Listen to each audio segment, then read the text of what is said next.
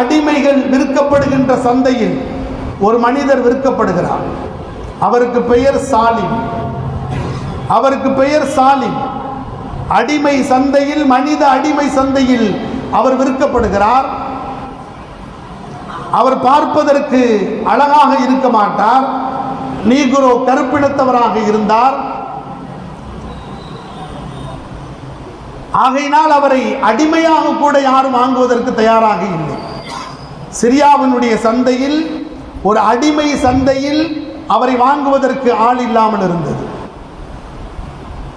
அந்த வழியாக வந்த மதீனாவினுடைய ஒரு வியாபாரி, இவரை நாம் குறைந்த விலைக்கு விற்கிறார்கள், இவரை நாம் வாங்கி மதீனாவினுடைய சந்தையில் கொஞ்சம் கூடுதல் விலைக்கு விற்றுவிடலாம் என்கின்ற நோக்கத்தோடு சாலிம் அவர்களை ஒரு மதீனாவினுடைய சந்தையின் வியாபாரி விலைக்கு வாங்கி மதீனாவினுடைய சந்தையில் விற்க போகிறார். மதீனாவினுடைய சந்தையில் சாலிம் மீண்டும் விற்கப்படாமல் இருக்கிறார்.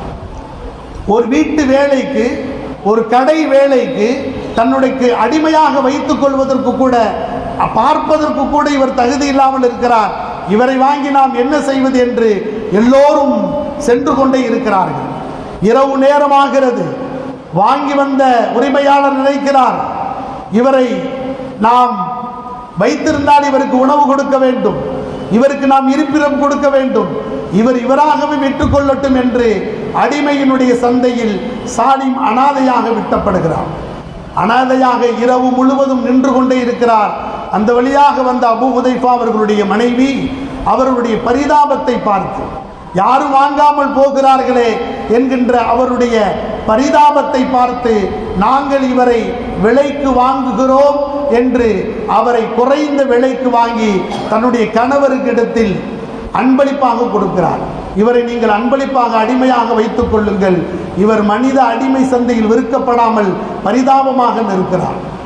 யாரும் வாங்காமல் போகிவிட்டார்கள். வேலை செய்வதற்கல்ல, இவர் வைத்துக் கொள்வதற்கு கூட இவர் தகுதி இல்லாமல் இருக்கிறார் என்கின்ற காரணத்தினால் சாலிம் அனாதையாக விற்கப்பட்டவரை, நின்று கொண்டிருந்தவரை அபூ ஹுதைஃபாவினுடைய மனைவி வாங்கி தன்னுடைய கணவருக்கு அன்பளிப்பு போய் கொடுத்தார்கள். இவரை நீங்கள் வைத்துக் கொள்ளுங்கள், வேலைக்கு உதவுவார் என்று வைத்துக் கொள்ளுங்கள் என்றார்கள். சாலிம் அவர்களை அபூ ஹுதைஃபா அவர்கள் அடிமையாக வைத்திருக்கிறார்கள். அவர்களை அடிமையாக வைத்திருந்து அவர்களை தனக்கு வேலையாட்களாக வைத்துக் கொண்டிருக்கிற நேரத்தில் சாலிமினுடைய ஒரு பழக்கம், இந்த மீலாது விழா நமக்கு ஒரு மாற்றத்தை தந்திருக்க வேண்டும். அந்த அடிப்படையில் சாலிம் அவர்கள் குர்ஆன் ஓதுகின்ற பழக்கமுடையவராக இருந்தார். ஆகையினால் அபூ ஹுதைஃபா அவர்கள் இந்த உயர்ந்த அமல் சாலிமிடத்தில் இருப்பதால், பார்ப்பதற்கு பங்கரையாக, வாங்குவதற்கு விலையற்றவராக, யாரும் அழைத்து செல்வதற்கு தகுதி இல்லாதவராக சாலிம் இருந்தாலும் கூட இவரை நாம் உரிமை விட்டு நாம் இவரை வளர்ப்பு மகனாக ஏற்றுக்கொள்ளலாம் என்று சாலிமை அபூ ஹுதைஃபா என்கின்ற மிகப்பெரிய செல்வந்தர் அவரை பெருமானாரிடத்தில் ஆலோசனை கேட்டு அவரை தனக்கு தன்னுடைய வளர்ப்பு மகனாக, நீங்கள் யோசித்தால் தெரியும், மிகப்பெரிய செல்வந்தராக இருந்தாலும் குர்ஆன் என்கின்ற ஒற்றை அமல் அவரிடத்தில் இருப்பதினால் நாம் அவரை அடிமையாக வைத்திருக்க வேண்டாம் என்று நினைத்து தன்னுடைய வளர்ப்பு மகனாக அவர்களை வைத்திருக்கிறார்கள். இது நான் நீண்ட வரலாற்று செய்தி. அதற்கு பின்னால் பெருமானார் ஸல்லல்லாஹு அலைஹி வஸல்லம் அவர்கள் எனக்கு யாரிடத்தில் குர்ஆனை கேட்க வேண்டும் என்று சில சஹாபாக்களை சொன்னார்கள். அதில் சாலிமும் ஒருவராக இருந்தார். இது அல்லாஹ்வினுடைய உத்தரவு என்றும் கூட சொல்லி இருந்தார்கள். அப்படிப்பட்ட சாலிமின் உயர்ந்த அந்தஸ்து இருந்தாலும் அவர், நான் வரலாற்றின் சுருக்கத்திற்கு வருகிறேன், எப்படி அல்லாஹ்வினுடைய அன்பு ஒரு மனிதரிடத்தில் ஏற்பட்டால் அவர் உயர்ந்த அந்தஸ்தை பெறுகிறார் என்பதற்காக சொல்ல வருகிறேன். நாயகம் ஸல்லல்லாஹு அலைஹி வஸல்லம் அவருடைய காலத்தில் வாழ்ந்த சாலிம் அவர்கள் வஃபாத் ஆகி போகிறார்கள். அபூபக்கர் ரலியல்லாஹுடைய காலம் வருகிறது, உமரின் காலம் வருகிறது. உமர் ரலியல்லாஹுவினுடைய கடைசி நாட்களில், கடைசி நிமிடங்களில் அவர்கள் எதிரிகளால் வெட்டப்பட்டு இரத்தமாக அவர்கள் கிடக்கிற பொழுது சாலிம் அபூபக்கர் உமர் ரலியல்லாஹுவை சுற்றி தோழர்கள் எல்லாம் சூழ வருகிறேன் என்று கேட்கிறார்கள். நாயகம் ஸல்லல்லாஹு அலைஹி வஸல்லம் அவர்களுக்கு பிறகு எங்களுக்கு ஒரு தலைவரை அபூபக்கர் என்கின்ற அடையாளத்தை காட்டினார்கள். அபூபக்கர் ரலியல்லாஹு அவர்கள் எனக்கு பிறகு உமர் என்கின்ற அடையாளமாக உங்களை காட்டினார்கள். உங்களுக்கு பின்னால் ஒரு கலீஃபாவை எங்களுக்கு அடையாளப்படுத்துங்கள் என்று உமர் ரலியல்லாஹுவிடத்தில் தோழர்கள் எல்லாம் இருக்கிற பொழுது 1000ற்கு மேற்பட்ட தோழர்கள் அங்கு நிற்கிறார்கள். எல்லோரையும் ஒரு பார்வை பார்க்கிறார்கள். அங்கு நிற்பது யார்? மூத்த சஹாபாக்களாக இருக்கிற உஸ்மான் ரலியல்லாஹு இருக்கிறார்கள், அலி ரலியல்லாஹு அவர்கள் இருக்கிறார்கள், அப்துர் ரஹ்மான் இப்னு அவுஃப் போன்ற தோழர்கள் எல்லாம் இருக்கிறார்கள். எல்லோரையும் ஒரு பார்வை பார்த்துவிட்டு உமர் ரலியல்லாஹு அவர்கள் சொன்னார்கள், நான் ஒருவரை அடுத்த ஜனாதிபதியாக சொல்ல வேண்டும் என்று என் மனம் விரும்புகிறது. ஜனாதிபதி என்பது மிகப்பெரிய இஸ்லாமிய சாம்ராஜ்யத்தின் பொற்காலம். அது வெறும் 4 தோழர்கள் மட்டுமே இருந்தார்கள். அதில் உமர் ரலியல்லாஹுவிற்கு சொல்லுகிறார்கள், நான் ஒருவரை சொல்ல விரும்புகிறேன், ஆனால் அவர் இப்பொழுது இல்லை. உமர் ரலியல்லாஹுவினுடைய வார்த்தைகளும் அவர்களுடைய நாவிலிருந்து வருகின்ற வார்த்தைகளும் குர்ஆனுடைய வசனங்களுக்கு உமரின் யோசனைகள் தான் சட்டங்களாக இருக்கிறது. அப்படிப்பட்ட உமரின் நாவுகள் சாதாரணமானதல்ல.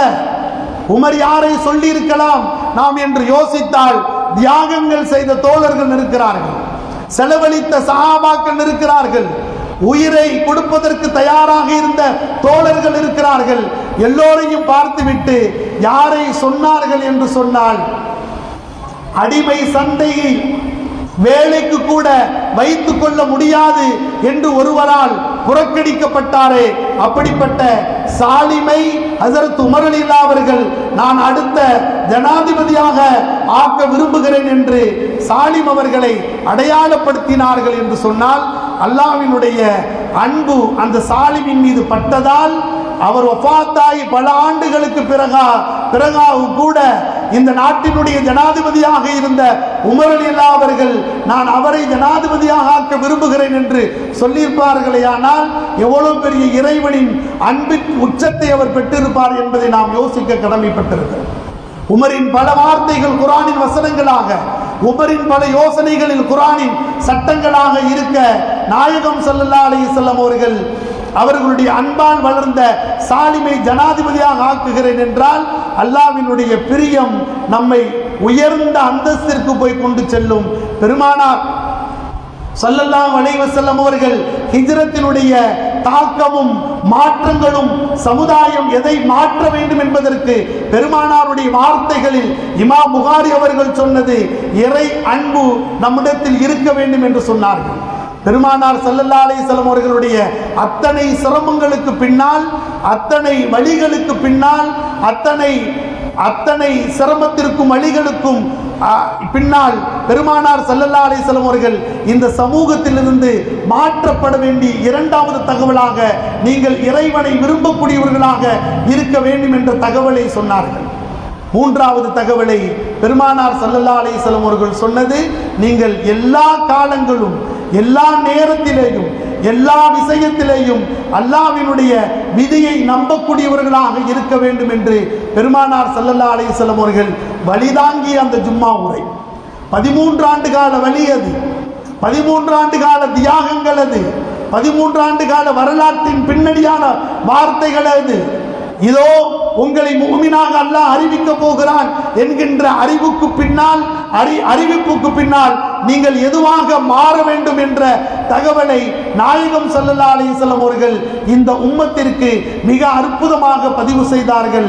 அந்த பதிவுதான் நம்மிடத்தில் 3 தகவல்களை நாயகம் ஸல்லல்லாஹு அலைஹி வஸல்லம் அவர்கள் இந்த ஹிஜ்ரத்தினுடைய மாற்றங்களாக இருக்க வேண்டும் என்கின்ற தகவல்களை சொன்னார்கள். இந்த ஹிஜ்ரத் எவ்வளவு பெரிய மாற்றத்தையும் தாக்கத்தையும் உடனடியாக தாமதமாக இன்றைக்கும் அது ஏற்படுத்திக் கொண்டிருக்கிறது என்பதை நாம் யோசிக்க கடமைப்பட்டிருக்கிறோம். இன்றைக்கு உலக அரசியலில் நாயகம் ஸல்லல்லாஹு அலைஹி வஸல்லம் அவர்கள் செய்த ஹிஜ்ரத் தான் மாற்றத்தின் உச்சமாக இருக்கிறது. அவர்களுடைய வார்த்தைகள் தான் மாற்றத்தின் எழுச்சிகளாக இருக்கிறது. பெருமானார் ஸல்லல்லாஹு அலைஹி வஸல்லம் அவர்களுடைய ஹிஜ்ரத்திற்கு அடித்தளம் இடப்பட்டவர் அஸ்அத் இப்னு ஸராரா. அவரை நாம் சொல்லாமல் இந்த ஹிஜ்ரத்தை நாம் நகர்த்தி விட்டு போய்விட முடியாது. நாயகம் ஸல்லல்லாஹு அலைஹி வஸல்லம் அவர்களுக்கு ஓராண்டு ஈராண்டு அல்ல, ஒரு நாட்கள் ஈரு நாட்கள் அல்ல, 3 ஆண்டுகள் ஊர் விலக்கு செய்யப்பட்டு, உணவுகள் தடுக்கப்பட்டு, குடிநீர்கள் தடுக்கப்பட்டு, மிக ரகசிய வாழ்க்கையை பெருமானார் ஸல்லல்லாஹு அலைஹி வஸல்லம் அவர்கள் வாழ்ந்து கொண்டிருக்கிற காலம். இந்த ஒற்றை வரலாறை சொல்லி நான் நிறைவுபடுத்துகிறேன். அஸ்அத் இப்னு ஸராரா என்கின்ற ஒரு தோழர், அவர் போன்ற தோழர்கள் தான் நம்முடைய வாழ்வின் இரத்தத்தின் உச்சங்களாக இன்றைக்கு நாம் இஸ்லாமியர்களாக இருக்கிறோம். பெருமானார் ஸல்லல்லாஹு அலைஹி வஸல்லம் அவர்கள் நபித்துவத்தினுடைய அந்த 53வது வயதில் ஊர்விலக்கு செய்யப்பட்டு, ஊர்களால் புறக்கணிக்கப்பட்டு, உறவுகளால் புறக்கணிக்கப்பட்டு, நீங்கள் யோசித்தால் தெரியும், சொந்த ஊரின் அகதியாக பெருமானார் மாறி போயிருக்கிறார்கள். இங்கு நான் ஆரம்பத்தில் சொன்னது போல ஒற்றை செய்திதான் இன்றைக்கு இந்தியா முழுவதும் பரவுகிறது, வாக்கு திருட்டு என்ற செய்தி. நீங்கள் ஹிஜ்ரத்தையும் அதையும் ஒப்பிட்டால் எவ்வளோ பெரிய தலைவர்களுக்கு பின்னால் எவ்வளோ பெரிய தலைவரின் நாட்டின் சீர்திருத்தங்களை உருவாக்க வேண்டும் என்று பெருமானார் ஸல்லல்லாஹு அலைஹி வஸல்லம் அவர்கள் விரும்பியிருப்பார்கள் என்பது நமக்கு நன்றாக புரிய வரும். 10-13 தடவைகள் பாராளுமன்றத்திலும் சட்டமன்றத்திலும் வாக்களித்தவர்கள் தன்னுடைய இருப்பை ஒப்படைக்க முடியவில்லை என்று கிட்டத்தட்ட 15 லட்சம் வாக்காளர்கள் திருடு போயிருக்கிறது. அப்படிப்பட்ட அந்த நேரத்தில் பெருமானார் ஸல்லல்லாஹு அலைஹி வஸல்லம் அவர்கள் சொந்த ஊரில், சொந்த மண்ணில், சொந்த இடங்களில், சொந்த உறவுகளிடத்தில், அத்தாவோடு பிறந்த சொந்த சகோதரர்களால் புறக்கணிக்கப்பட்டு இருக்கிற நேரத்தில் தான் அஸ்அத் இப்னு ஸராரா என்கின்ற ஒரு நபித்தோழர், அன்றைக்கு அவர் இஸ்லாத்தில் இல்லை, மதீனாவிலிருந்து மக்காவிற்கு வருகிறார். மக்காவினுடைய தலைவர்களை பார்ப்பதற்கு தான் வருகிறார். இந்த ஹிஜ்ரத்தின் கதாநாயகர் அஸ்அத் இப்னு ஸராரா. பல கதாநாயகர்களும் இருந்தாலும் கூட ஹிஜ்ரத்தினுடைய வித்து என்று சொன்னால் அஸ்அத் இப்னு ஸராரா அவர்கள்தான் மதீனாவிலிருந்து மக்காவிற்கு வருகிறார். ஏன் வருகிறார் என்றால், மக்காவில் 2 குழுவினர்கள், மதீனாவில் 2 குழுவினர்கள் இருந்தார்கள். அவுஸ் ஹஸரத் என்கின்ற 2 குழுக்கள் இருந்தார்கள். இந்த அஸ்அத் இப்னு ஸராரா என்பவர், அவர் ஒரு பிரிவின் பொறுப்பாளராக இருந்தார். ஹஸரத் என்கின்ற அந்த குழுவின் பொறுப்பாளராக அவர் இருந்தார். அவர் ஏன் மக்காவிற்கு வருகிறார் என்றால், மக்காவின் தலைவர்களை நாடி வருகிறார். வந்த காரணம், ஆண்டாண்டு காலமாக, பல ஆண்டுகளாக மதீனாவில் இந்த 2 குழுக்களுக்கு மத்தியிலே பிரச்சனைகள் வந்து கொண்டே இருக்கிறது. இந்த குழுவை சார்ந்த, அவுஸ் குழுவை சார்ந்த ஹஸரத்தினுடைய அந்த குழுவின் தெருவுக்கு வந்தால் பிரச்சனை வந்துவிடும். இந்த குழுவில் உள்ளவர்கள் அந்த தெருவுக்கு போனாலே பிரச்சனை. பல நூற்றாண்டு கால பிரச்சனையாக அது இருந்தது. இந்த பிரச்சனைக்கு நாம் ஒரு தீர்வு காண வேண்டும். ஆகையினால் நான் மக்காவிற்கு சென்று அங்கு மக்கத்து தலைவர்களை யாரையாவது ஒருவரை சந்தித்து நம்முடைய மதீனாவிற்கு அழைத்து வந்து நம்முடைய 2 குழுக்களுக்கு மத்தியில் அமர்ந்து ஒரு சமரசத்தை ஏற்படுத்த வேண்டும் என்கின்ற நல்ல நோக்கத்தோடு மக்காவிற்கு வருகிறார். மக்காவிற்கு வந்து மக்கத்து குறைஷிகளை போய் சந்திக்கிறார். அபூஜஹல் போன்ற குறைஷிகளுடைய தலைவர்களை சந்தித்து, மதீனாவில் இதுபோல் பிரச்சனை இருக்கிறது, ஆகையினால் நீங்கள் யாராவது வந்து எங்களுடைய மதீனாவில் எங்கள் 2 குழுக்களுக்கு மத்தியில் உள்ள பிரச்சனைகளுக்கு சமாதானம் செய்து வையுங்கள் என்று அவரை அழைத்து வருவதற்காக போய் கேட்கிறார். அபூஜஹல் போன்ற பெரும் தலைவர்கள் எல்லாம் சொன்னார்கள், நாங்களே மக்காவில் இந்த முகம்மது என்கின்ற ஒரு பெரும் பிரச்சனையோடு இருக்கிறோம், அவரை ஊர் விளக்கு செய்திருக்கிறோம், அவர் பல நல்ல கருத்துக்களை, புதிய புதிய கருத்துக்களை சொல்கிறார் என்று சில மக்கள் அவரை நோக்கி போகிறார்கள், அவரை நாடி போய்விடுகிறார்கள். ஆகினால் அவருடைய பிரச்சனை எங்களுக்கு பெரும் பிரச்சனையாக இருக்கிறது, அதை முடித்துவிட்டு நாங்கள் வருகிறோம், நீ செல் என்று அனுப்பிவிடுகிறார்கள். வெறும் 6 நபர்கள் மதீனாவிலிருந்து அஸ்அத் இப்னு ஸராராவினுடைய தலைமையில் மக்காவிற்கு வந்து, அந்த தகவல் அவர்களுக்கு கொஞ்சம் அதிர்ச்சியாக இருந்தது. யாரையாவது அழைத்து போய்விட்டு நாம் இவரை கூட்டி போகலாம் என்றால் இவர்களே பெரும் பிரச்சனையாக இருக்கிறார்கள், நாம் என்ன செய்வது என்று புரியாமல் அந்த மக்கத்து நகரங்களில் நடந்து வருகிற பொழுது அஸ்அத் இப்னு ஸராராவிற்கு அல்லாஹ் தஆலா உள்ளத்தில் போடுகிறான்.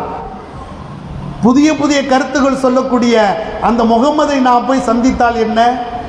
அவர் யார்? அவர் ஏன் இந்த கருத்துக்களை சொல்லுகிறார்? நம்முடைய தெய்வங்களை ஏன் வணங்கக்கூடாது என்று சொல்கிறார்?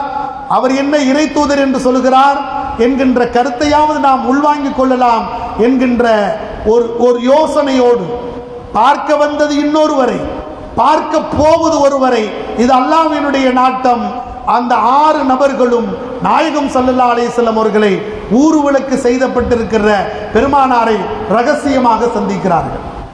சந்தித்துவிட்டு நாயகம் ஸல்லல்லாஹு அலைஹி வஸல்லம் அவர்களுக்கு அப்பொழுது வயது 51. ஊர் விலக்கு செய்யப்பட்ட ஆரம்ப காலம்.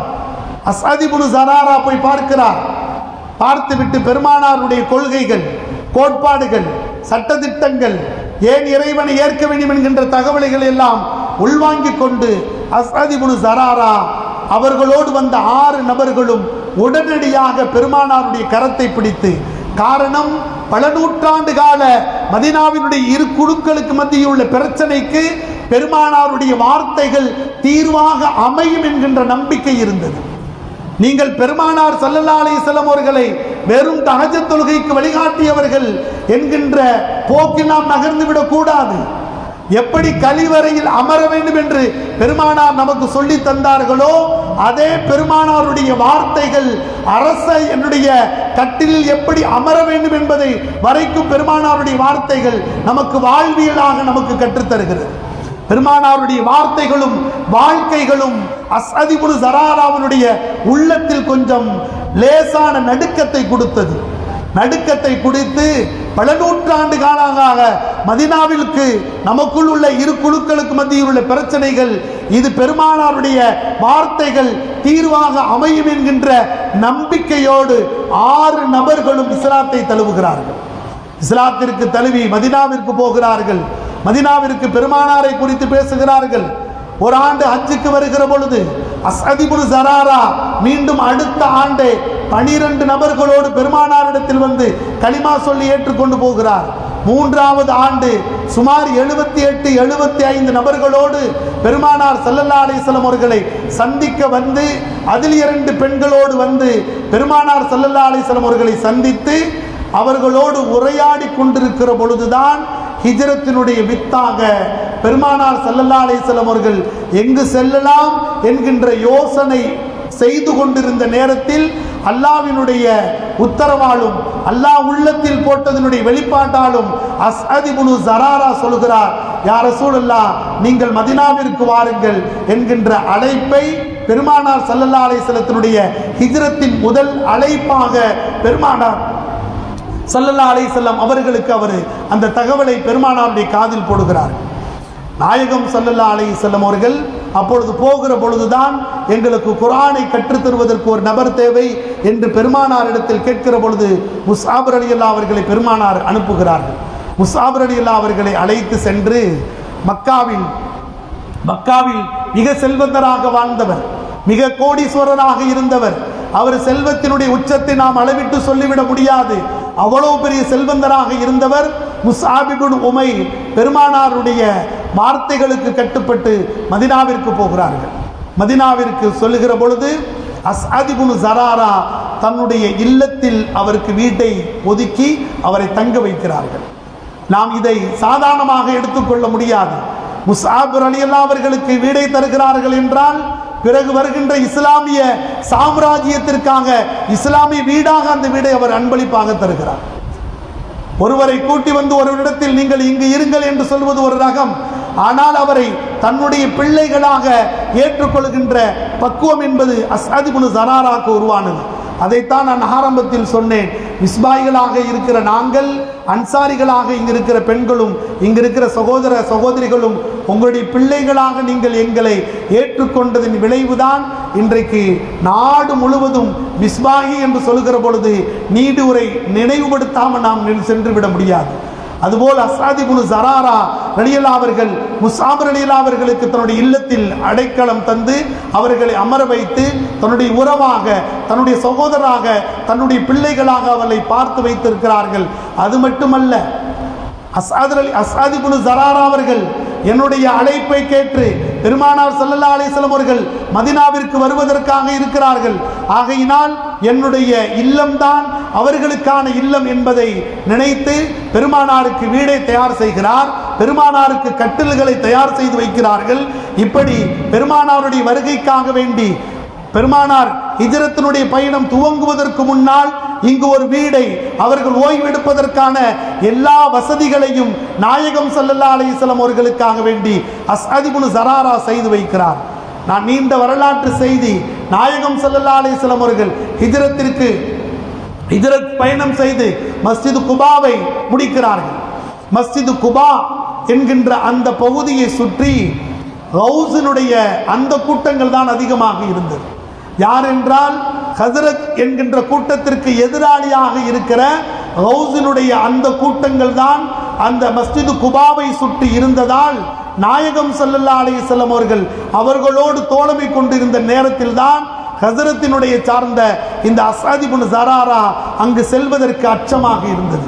எங்களுக்கும் அவர்களுக்கும் மத்தியில் பிரச்சனை, அதை தீர்ப்பதற்கு ஒரு தலைவரை நாடிதான் நாங்கள் மதீனாவிற்கு வந்தோம். எங்களுடைய அழைப்பை கேட்டு பெருமானார் மதீனாவிற்கு உள்ளே வந்து வெளிப்புறத்தில் உள்ள அந்த குபா என்கின்ற பகுதியை சுற்றி அங்கு அமர்ந்திருக்கிறார்கள் என்கின்ற தகவல் வந்திருக்கிற பொழுது, பல நூற்று ஆண்டு காலங்களாக பிரச்சனைகளாக இருந்த பொழுது தேவையில்லாத வார்த்தைகளுக்கும் தேவையில்லாத நிகழ்வுகளுக்கும் அவர்களுக்கு மத்தியிலே பிரச்சனைகளாக இருந்தாலும் இங்கு பெருமானார் அந்த கூட்டத்தோடு அமர்ந்திருக்கிறார்கள் என்ற தகவல் தெரிந்தும் கூட அஸ்அத் இப்னு ஸராரா அவர்கள் நான் பெருமானாரை எப்படியாவது பார்த்து விட வேண்டும் என்று அந்த கூட்டத்தார்கள் எங்களை பார்த்தால் கோபித்துக் கொள்வார்கள், திட்டுவார்கள் என்ற பிரச்சனைகள் வரும் என்கின்ற அச்சத்தோடு இரவு நேரத்தில், மாலை நேரத்தில், இரவு நேரத்தில் தன்னை முழுவதும் போர்வைகளாக சுற்றி பெருமானார் ஸல்லல்லாஹு அலைஹி வஸல்லம் அவர்களை போல் இரவு நேரத்தில் போய் பார்க்கிறார்கள். நான் சொல்ல வருகின்ற செய்தி, பெருமானார் ஸல்லல்லாஹு அலைஹி வஸல்லம் அவர்கள் இவ்வளவு நூற்றாண்டு கால பிரச்சனைகளை, பல ஆட்களாக இருந்த இந்த குழுக்களுக்குள்ளான பிரச்சனைகளை ஒற்றை வரியில் தீர்த்து வைப்பதற்காக அந்த ஹிஜ்ரத் பயணத்தை பெருமானார் குபாவில் இருந்து கொண்டு அந்த ஹவுஸ் என்ற கூட்டத்தார்களை பார்த்து கேட்கிறார்கள். இந்த ஹஜ்ரத் கூட்டத்தை சார்ந்த அஸ்அத் இப்னு ஸராரா அவர்தான் என்னுடைய இந்த ஹிஜ்ரத்திற்கு வித்திட்டவர், அவரோடு நீங்கள் சேர்ந்து அவர் வந்திருக்கிறார், அவரை நீங்கள் எதுவும் குறை சொல்லாமல் சண்டையிடாமல் அவரோடு நீங்கள் இருந்து கொள்ள வேண்டும் என்கின்ற தகவலை நாயகம் ஸல்லல்லாஹு அலைஹி வஸல்லம் அவர்கள் சொன்ன பொழுது அவர்கள் உடனடியாக, நூற்றாண்டு கால பிரச்சனையாக இருந்தாலும் பெருமானார் ஸல்லல்லாஹு அலைஹி வஸல்லம் அவர்கள் இதுதான் இந்த சமூகத்திற்கான மாற்றத்தை பெருமானார் இதை விரும்பினார்கள், சொன்னார்கள். நீங்கள் சேர வேண்டும் என்கின்ற ஒற்றை வார்த்தை சொன்ன பொழுது அஸ்அத் இப்னு ஸராரா என்கின்ற ஹஜ்ரத் கூட்டத்தை ஹவுஸுடைய கூட்டத்தார்கள் கட்டி அணைக்கிறார்கள். இதை குர்ஆன் பாராட்டி சொல்கிறது, ஃபஅல்லஃப பைன குலூபிஹிம், அவர்களுடைய உள்ளங்களை நாம் ஒன்றுபடுத்தினோம். பல நூற்றாண்டு காலமாக பிரச்சனையாக இருந்ததை இந்த ஹிஜ்ரத் என்கின்ற ஒற்றை பயணத்தின் பின்னணியாக நாம் அவர்களை ஒன்றிணைத்தோம் என்று நாயகம் ஸல்லல்லாஹு அலைஹி வஸல்லம் அவர்கள் சொல்கிறார்கள். நான் நிறைவுபடுத்துகிறேன். அஸ்அத் இப்னு ஸராரா பெருமானார் ஸல்லல்லாஹு அலைஹி வஸல்லம் அவர்கள் மதீனாவிற்கு உள்ளே வருகிறார்கள். எங்கே நான் தங்குவது? இரு குழுக்கள் இருக்கிறார்கள், எல்லோரும் என்னை விரும்புகிறார்கள். நான் யாரையாவது தேர்வு செய்தால் பிறருடைய உள்ளங்கள் ஏதாவது மனதிற்கு கஷ்டத்தை ஏற்படுத்தலாம் என்று பெருமானார் நினைத்து, நான் வந்த ஒட்டகை எனக்கு வழிகாட்டும் என்று பெருமானார் ஸல்லல்லாஹு அலைஹி வஸல்லம் அவர்கள் சொல்ல, அய்யூபுல் அன்சாரி ரலியல்லாஹு அன்ஹு வீட்டிற்கு அமர்கிறது. பெருமானார் அங்கு போய் தங்குகிறார்கள். அங்கு அஸ்அத் அவர்கள் வீட்டை தயார் செய்து வைத்திருக்கிறார். அவர்கள் உறங்குவதற்கு கட்டில்கள் போடப்பட்டிருக்கிறது. அவர்கள் உறங்குவதற்காக வேண்டி எல்லா விதமான வசதிகளும் செய்யப்பட்டு இருக்கிறதும் கூட நாயகம் ஸல்லல்லாஹு அலைஹி வஸல்லம் அவர்கள் வரவில்லை என்கின்ற வருத்தம் அஸ்அத் ரலியல்லாஹுவிற்கு இருக்குமோ என்கின்ற அச்சத்தால் தான் வந்த ஒட்டகத்தை பெருமானார் அனுப்பி அஸ்அதுடைய வீட்டில் கட்ட சொல்லுங்கள் என்று பெருமானார் உத்தரவிட்டார்கள். அது மட்டுமல்ல, உச்சத்தினுடைய பிரியத்தினுடைய உச்சம் அஸ்அத் இப்னு ஸராரா அவர்கள் நான் யாருக்காக தயார் செய்து வைத்திருந்தனோ அந்த கட்டில்களை பெருமானார் இதில் தூங்கட்டும் என்று அபு அய்யூபுல் அன்சாரி ரலியல்லாஹுவினுடைய வீட்டுக்கு அனுப்புகிறார்கள். அந்த கட்டில்தான் பெருமானார் மரணம் வரைக்கும் படுத்திருந்தார்கள் என்கின்ற வரலாறு உண்டு. நான் நிறைவுபடுத்த ஒரே வார்த்தையை நிறைவுபடுத்துகிறேன். அபு அய்யூபுல் அன்சாரியினுடைய வீட்டில் பெருமானார் தங்கியிருந்தாலும் அஸ்அத் இப்னு ஸராரா அவர்கள் சில காலங்களில் சில பெருமானாருடைய தோழமைகளோடு சில எண்ணிக்கையுடைய காலங்களில் மரணித்து போகிறார்கள். இன்றைக்கும் கோடானு கோடி நபர்கள், நல்லவர்கள், வலிமார்கள், நபிமார், தோழர்கள், சஹாபாக்கள் அடக்கம் செய்திருக்கிற அந்த ஜன்னத்துல் பக்கீயில் முதலாக அடக்கம் செய்யப்பட்டவர் அஸ்அத் இப்னு ஸராரா. மிகப்பெரிய அந்த அந்த உயர்ந்த அந்தஸ்தை பெறுகிறார்கள். கோடான கோடி நபர்களுடைய சலாத்தை ஒவ்வொரு நாளும் அஸ்அத் இப்னு ஸராரா அவர்கள் பெறுகிறார்கள் என்றால் இந்த ஹிஜ்ரத்திற்கு வித்திட்டதுதான் அவர்களுடைய சிறப்பிற்கான வரலாற்று பின்னணியை நாம் பார்க்கிறோம்.